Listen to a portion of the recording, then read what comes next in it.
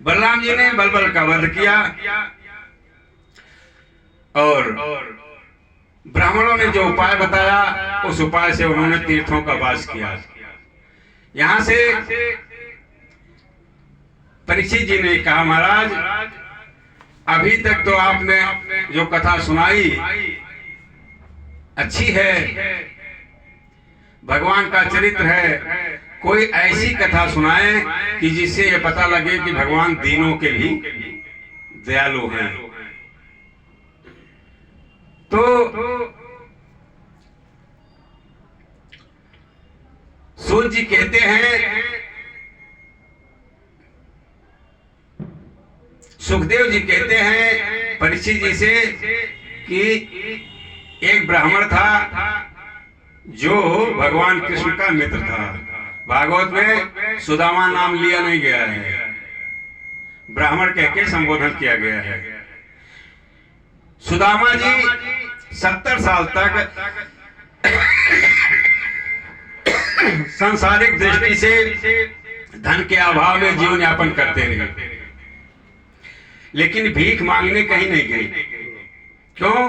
क्योंकि ब्राह्मण भिक्षा मांगकर जीवन निर्वाह नहीं करता था। सुदामा जी बच्चों को पढ़ाते थे, फीस नहीं लेते थे, गुरुदक्षिणा के रूप में जो लोग दे देते थे उसी से अपना जीवन यापन करते थे। जो कोई दे जाता था उसी से अपना जीवन यापन करते थे, किसी से कुछ मांगते नहीं थे।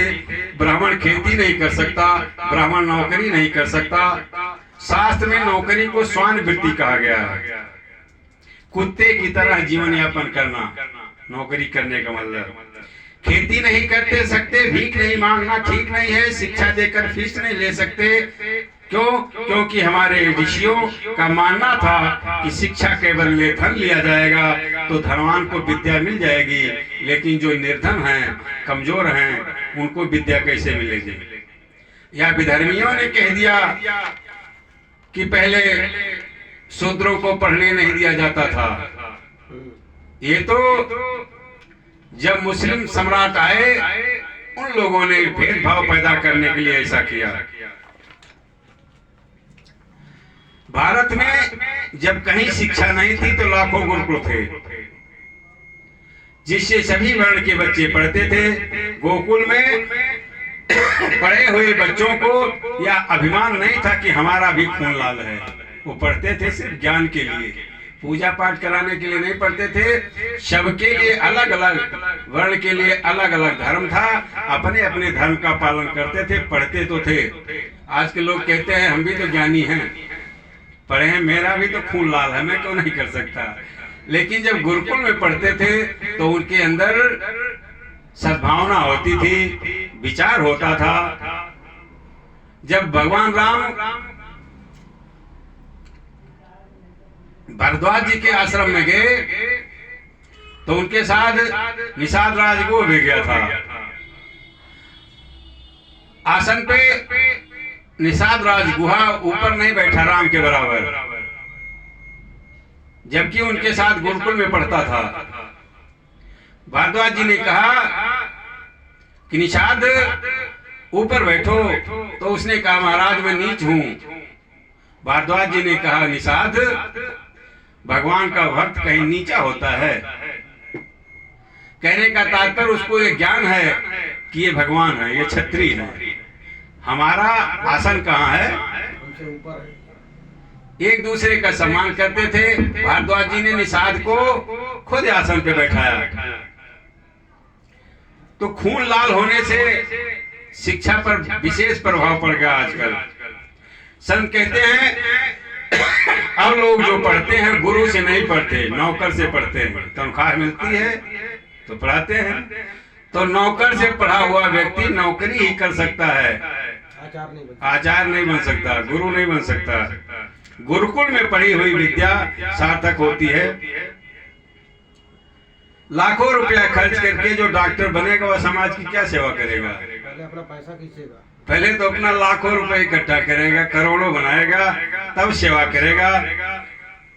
सुदामा की पत्नी सुशीला ने भी सुदामा जी के जैसे ही व्रत ले रखा था कि मैं भी भीख मांगूंगी नहीं। तुलसीदास जी कहते हैं आपत्काल परखिए चारी, धीरज धर्म मित्र नारी। जैसे सुदामा जी ऐसे उनकी पत्नी सुशीला। तो ब्राह्मणों का निर्वाह कैसे होगा जब वो नौकरी नहीं कर सकता, खेती नहीं कर सकता, भीख मांगता नहीं था, तो निर्वाह कैसे हुआ? तो भागवत में कहा गया है ब्राह्मण वृत्ति का वर्णन है। वार्ता, शालीन, यायावर और शिलोक्षण, जिसमें ऋतु, अमृत, मृत, प्रमृत और सत्यानृत ये 5 प्रकार के कार्य संपादित किए गए हैं। बाजार में, मंडी में जो दुकान है, दुकान बंद हो जाए, उसके पास जो गिरा हुआ अनाज हो उसको बीन करके लाते थे अपने जीवन यापन के लिए, उसको उन्नच्छ कहा जाता है। और खेत में जो बाली गिर गई हो उसको बीन करके ला करके जीवन यापन जो ब्राह्मण करते थे उनको शील कहा गया है, बाली को। यह विधि से जो ब्राह्मण जीवन यापन करते थे वह ऋतु कहा जाता है। बिना मांगे जो प्राप्त हो जाए उसे शालीन विधि अर्थात अमृत विधि कहते हैं। किसी से मांगे नहीं, जो मिल गया उसी में जीवन निर्वाह करेंगे, चाहे महीनों ना खाएं चाहे रोज खाएं। जो दान मांगने से मिले उसे रक्त दान कहा जाता है। यहाँ एक बात और समझ लें, दान और दक्षिणा दोनों में फर्क है। दान लोग कहते हैं दान तो अपनी मर्जी से दिया जाता